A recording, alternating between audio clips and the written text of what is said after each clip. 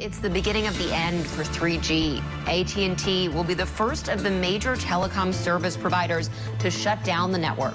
What devices it will impact tomorrow, and should users be concerned? We'll break it all down up next.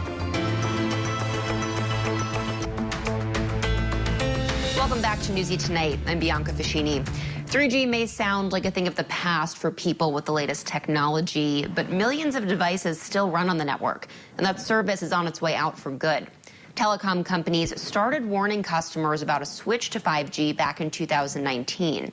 But tomorrow, AT&T will become the first in the U.S. to shut off 3G.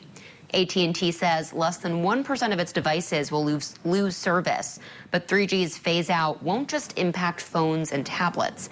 Take a look at this. From home alarm systems to even some court-issued electronic monitoring devices, there's a wide range of 3G devices still out there.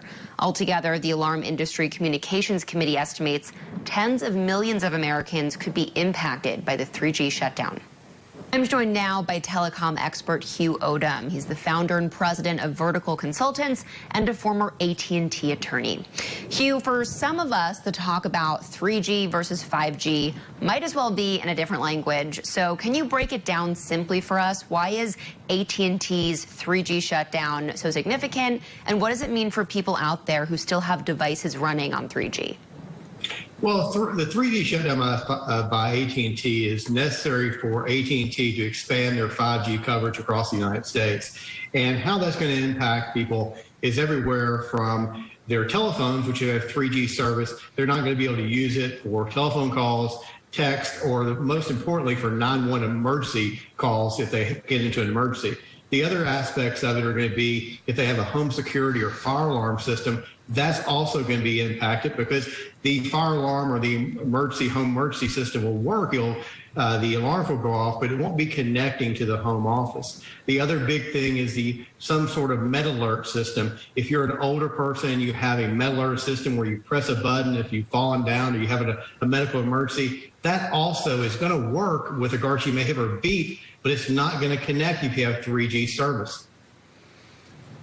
So let's talk more about some of these items you just listed that haven't made the switch to 5G. With people with certain home alarm systems or medical alert devices that haven't adjusted yet, what should they do? Do they have time to switch, or is it too late? Well, they should have already received notice over the last several months, even going back a couple of years. And what they all need to do is contact the provider. If you have a med alert system or home security system, you need to contact your provider. They should have an available upgrade for you. You don't need to change equipment per se. You just need to upgrade the service which that equipment is attached to. They should have somebody available to get that service upgraded in a quick manner. With regards to your phone, you're going to have to go in and probably get another phone to upgrade to a 4G service, or maybe if you want to get a 5G service, that'll be available from all the different carriers.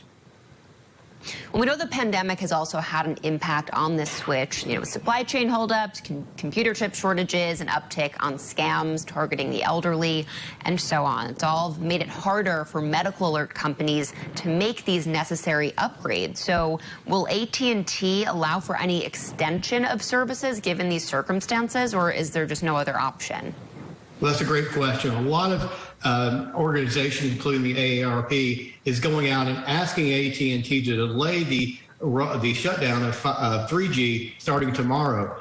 AT&T has come back and said, look, you've known for this for a couple of years, and we're trying to get to a point where they can get it delayed. If they can't, again, the best alternative for a person with a med alert system is to contact their provider immediately, because again, it could lead to a dire circumstance if they hit that button and there's no one there to answer that call. Well, the switch is scheduled for tomorrow. So do you have any advice for people who haven't moved their devices onto the 5G network? Is there any time at all left today, or is it just simply too late?